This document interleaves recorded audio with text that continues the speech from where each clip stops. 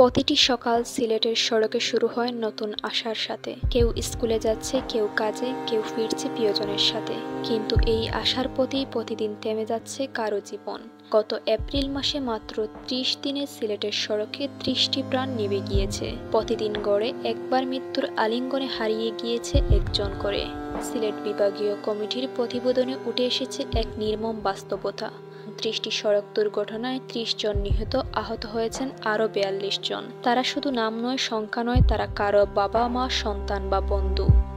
ভেঙে গেছে পরিবার, থেমে গেছে স্বপ্ন, অশ্রুতে ভেসেছে অসংখ্য চোখ।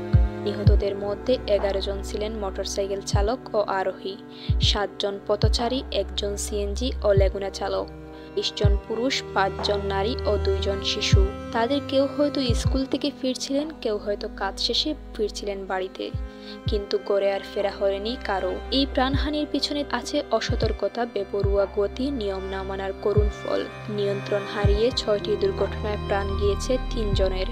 মুখোমুখি সংঘর্ষে ৫টি দুর্ঘটনায় প্রাণ গিয়েছে ৭ জনের। গাছ বা বৈদ্যুতিক খুঁটির সাথে ধাক্কায় মৃত্যু হয়েছে আরও একজনের। এই মৃতদের ১১ জনই ছিলেন চালক। জেলার হিসাবে সবচেয়ে বেশি প্রাণ গিয়েছে সিলেট জেলায় ১০ জন, হবিগঞ্জে ৭ জন, সুনামগঞ্জে ৮ জন, মৌলভীবাজারে ৫ জন। এজন্য এক অঘোষিত প্রতিযোগিতা, কার সড়ক কেড়ে বেশি প্রাণ।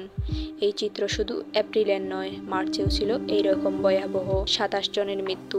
এই সংখ্যা বাড়ছে ক্রমশ, বরং কমছে না। প্রশ্ন একটাই, আমরা কি শুধু পরিসংখ্যান দেখে চোখ ফিরিয়ে নেব, নাকি হারিয়ে যাওয়া প্রতিটি প্রাণের জন্য আমরা নেব কিছু দায়িত্ব?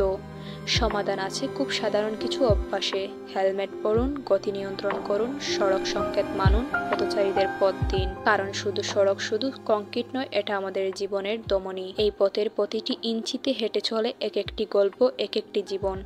আসুন এই পথকে রক্ষা করি, প্রতিটি প্রাণের জন্য, প্রতিটি পরিবারের জন্য, নিজের জন্য, আমাদের সকলের জন্য।